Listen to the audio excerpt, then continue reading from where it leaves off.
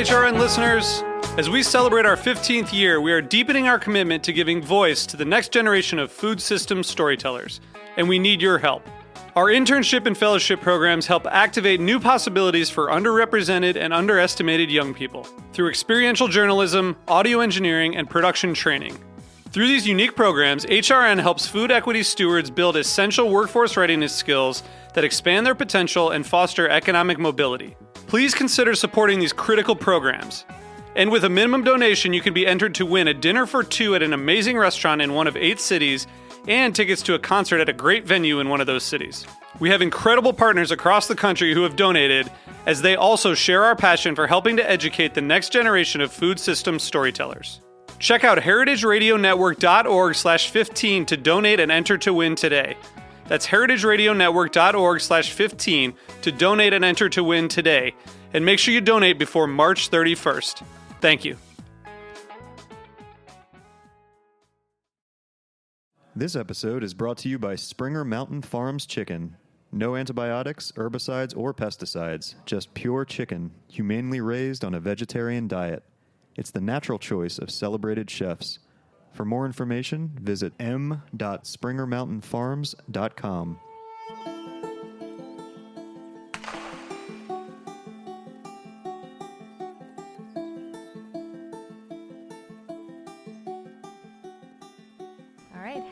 Thanks for joining Heritage Radio Network on tour.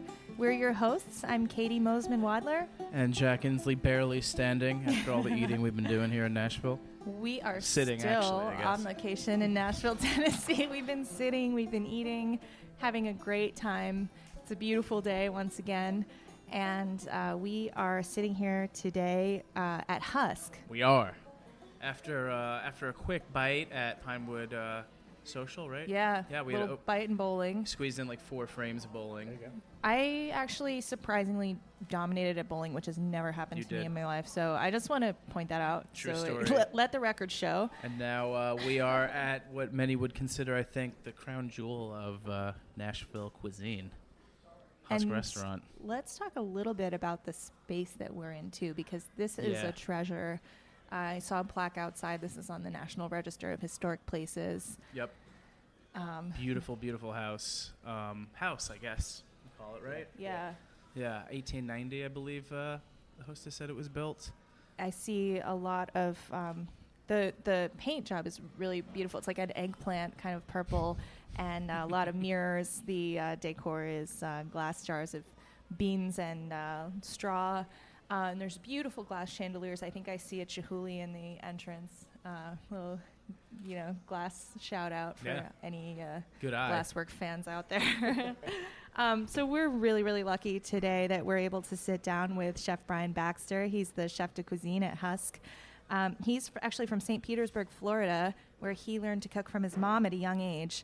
And he moved to New York to study at the Culinary Institute of America, and he's cooked at Beacon, as well as Todd English's Blue Zoo at Disney's Dolphin Resort, which I think is really cool, and also at McCrady's in Charleston with Chef Sean Brock. So Baxter was on the opening team of Husk Nashville as sous chef, and he was soon promoted to chef de cuisine, and that's how we're able to join him here today. Thank you so much, Chef, for being here with us. Thank you for having me. Awesome. Thanks so much, man. We're going to do a few quick rapid-fire questions to kick this thing off. These are pretty easy. Okay. But the first thing we're asking all the chefs, want to know what your last great bite that you had was. So literally, like the last awesome thing you had to eat, whether it was today or last night. I think the last great thing I had was probably when I got back when I was in Copenhagen. Went over there for MAD, Restaurant Cadeau. Probably the best thing there was the salmon they do. So they cold smoke it for 6 hours, then hot smoke it, and then just kind of, there's like a shell of almost cooked salmon, and they scoop out the flesh underneath, which is like just gently cooked. I can't remember what they serve it with, but it was insane. Yeah, so that's good. all you need to remember. Damn, that's serious. Next question should be fun. You got to be honest. As we speak right now, what is in your home refrigerator? Walk me through it.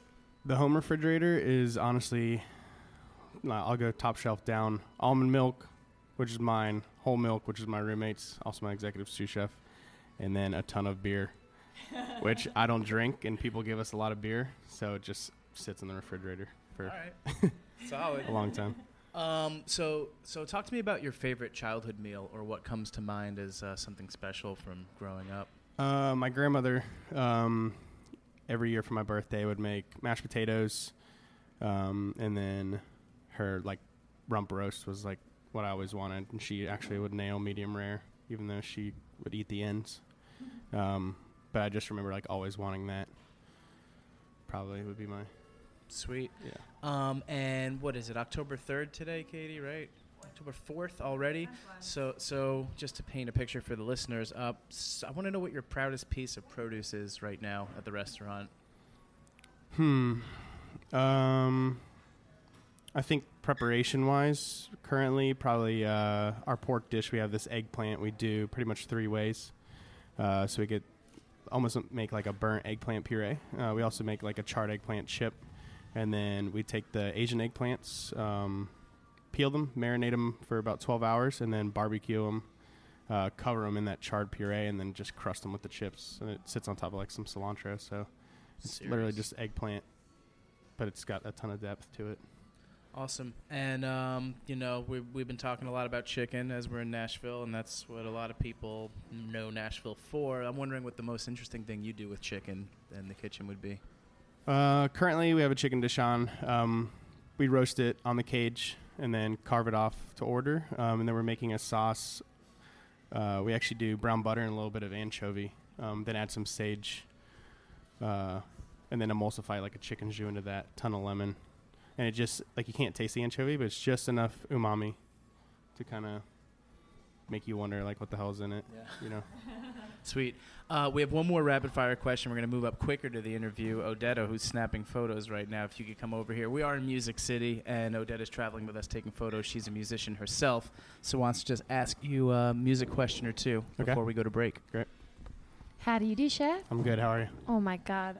That meal was incredible. Thank you. Just want to know, who is your favorite musical artist? Oh, man. You know, I literally listen to every genre. Like, everybody says that, but I honestly do, except pop country. They specify pop country. Yeah, like old country's different, but like, you know. I would say something that takes me back to like being in high school and stuff. Newfound Glory, Florida band. Yeah. Probably. So has Newfound Glory ever visited you here? We actually took them lunch when they played Warped Tour this summer, so that was cool. Get to hang out with them. Did you feed them personally? I mean, I didn't put it in their mouth, but, you know. We hung out on the bus and dropped it off, and they were about to go on, but they came back and ate it later. Did you think really long and hard about what you were going to serve them? No, I didn't. We served them the catfish and the fried chicken from lunch, you know, a bunch of sides. If they were to come in another time, what would you put in front of them to truly blow their mind? I guess it would depend on the season, but I think any of our entrees, you know, we just try to give them as much of the menu as they could eat.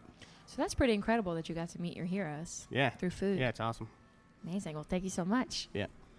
Sweet. All right, well, we're going to take a quick break here, and this is actually Odetta and I's sign out. We're going to hop on a flight back up north, soak in last moments of sunshine here. But we will be right back after this break, and Caity will dive into the real one-on-one interview here. You're listening to Heritage Radio Network on tour. I've been Jack Inslee, and on behalf of Odetta Hartman, thanks for listening. We'll be right back after this quick message.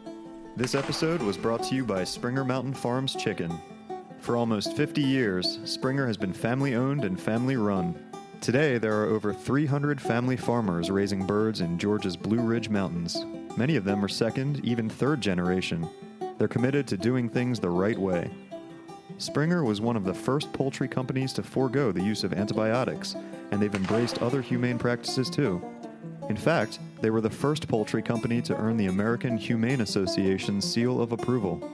Springer has also led the way in testing for and eliminating all herbicides and pesticides from the chicken's feed supply. Springer Mountain farmers know what's best for your chicken. We're into that. Better feed, better care for the animals. It just makes sense. From their family's farms to your family's table, Springer Mountain Farms.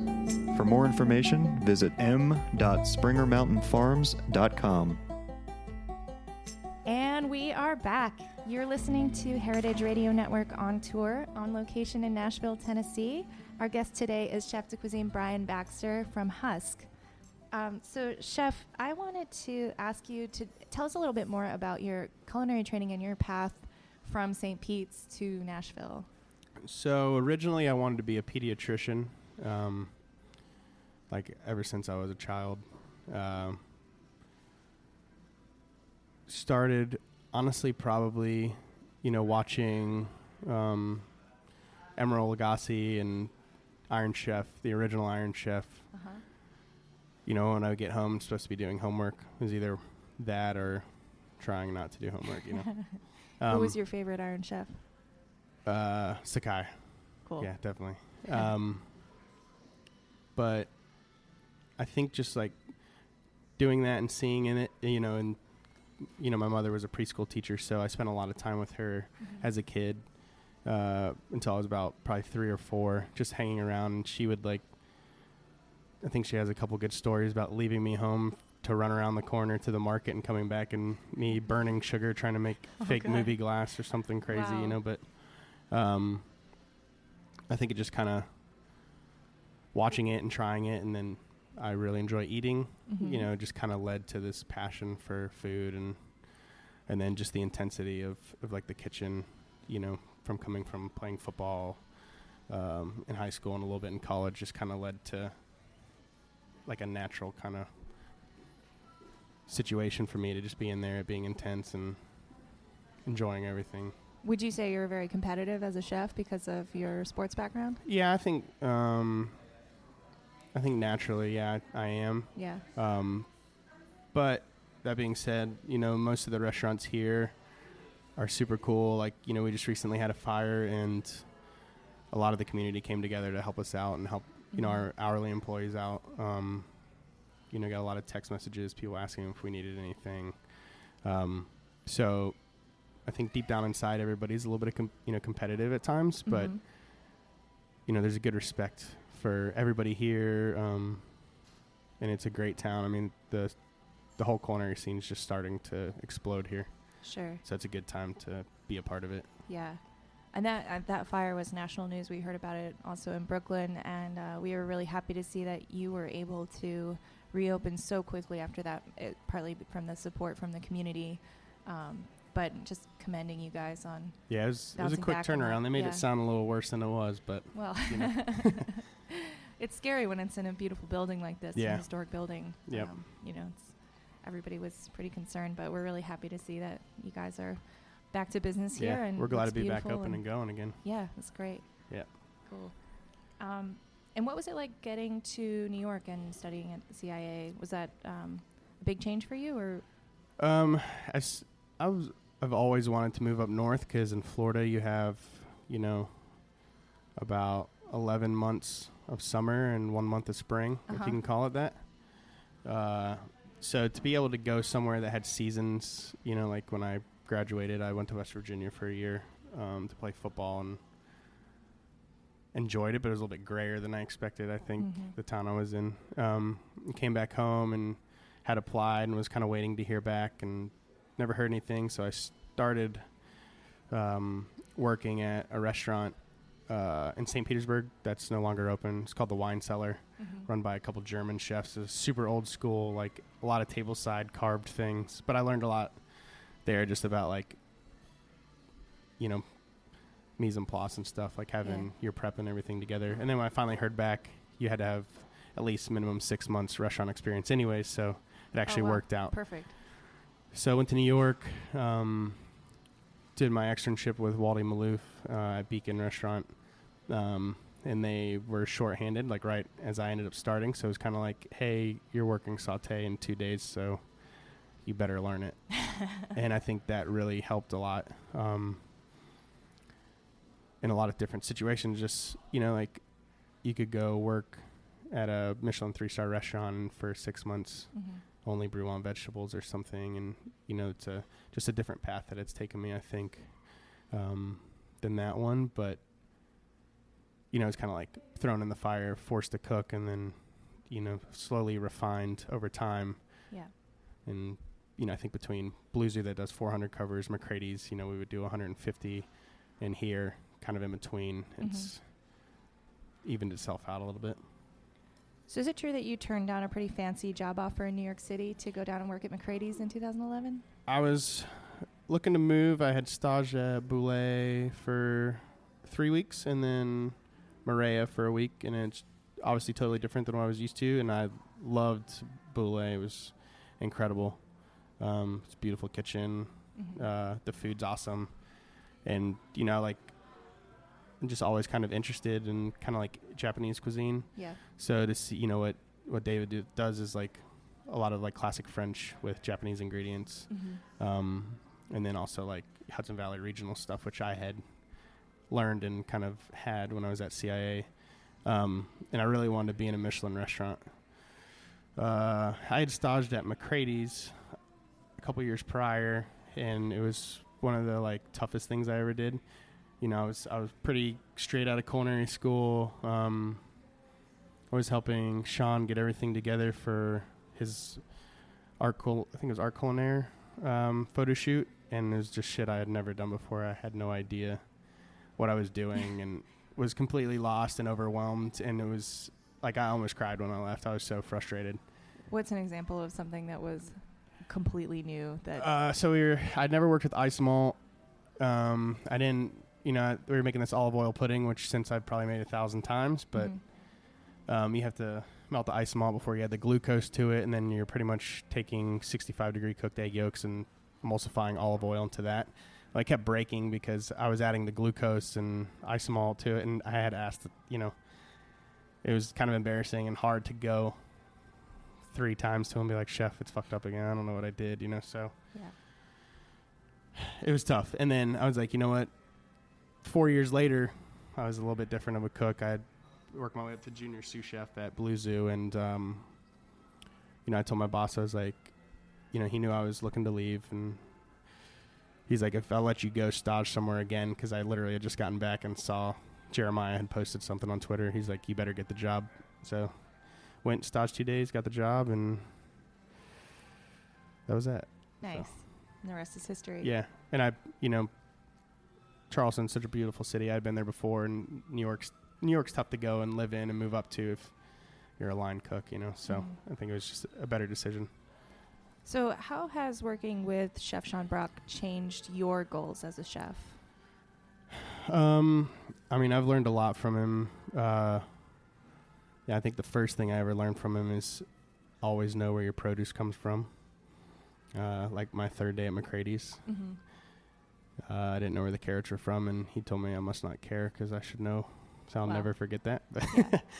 So I tell everybody, label all produce where it comes from so we know. But just little things like you don't think about every day and you take for granted, but there's someone taking the time to,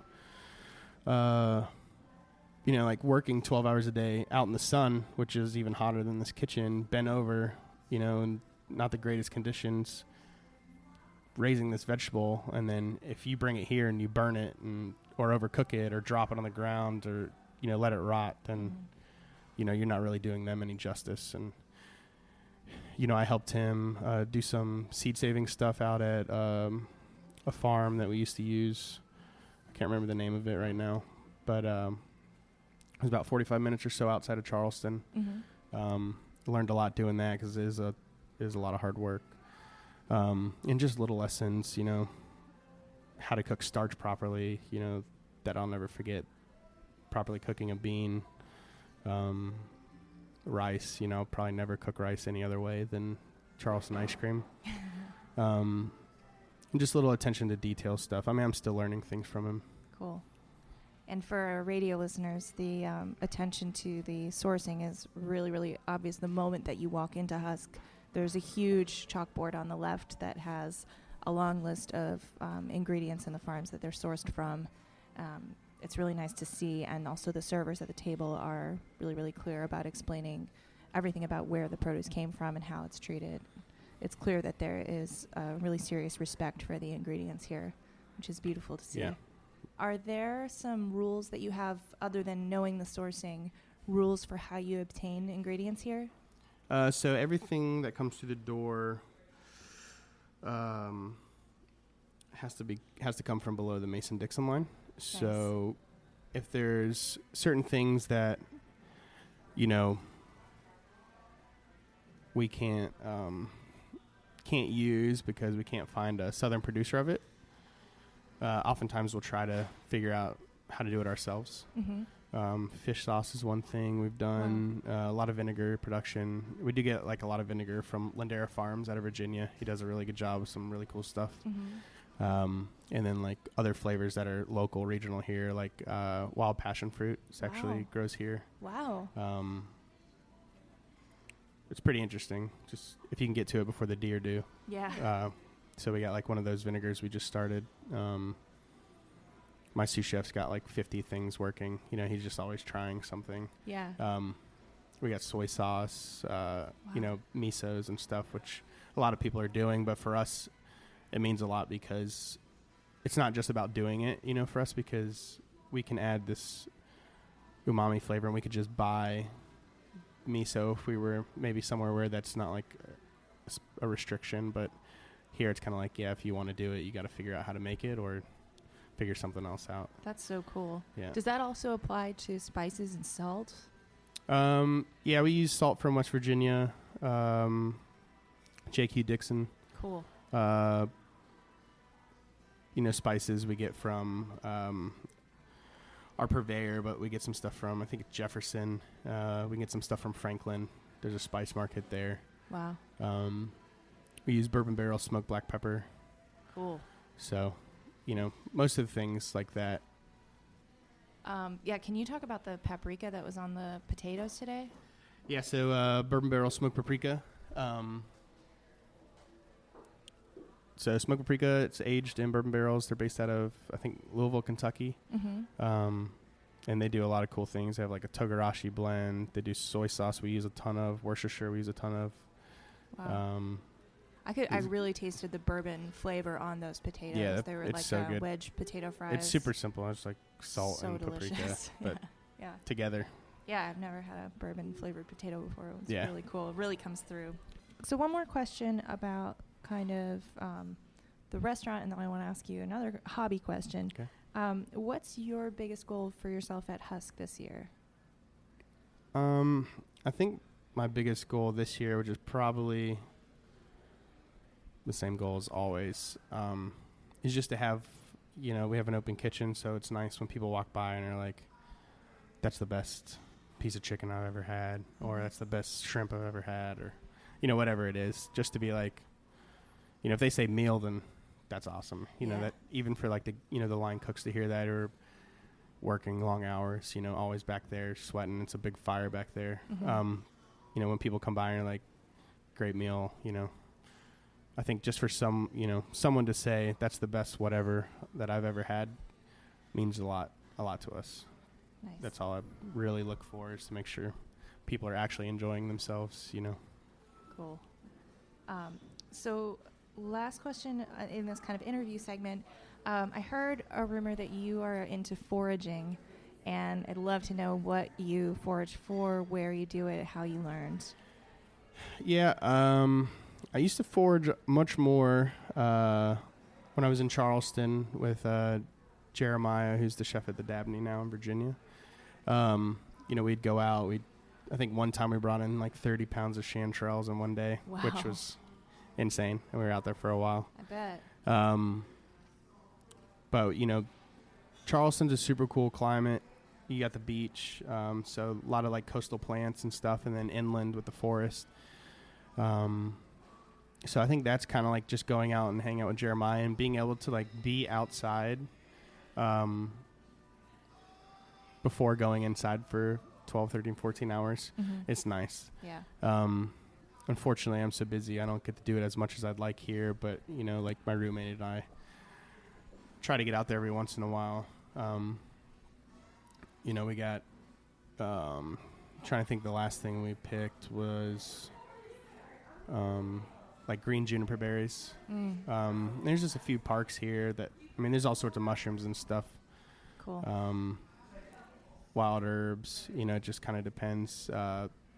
in the summertime, the black raspberries are huge down at Shelby. Those are fun to go pick if you wear long sleeves.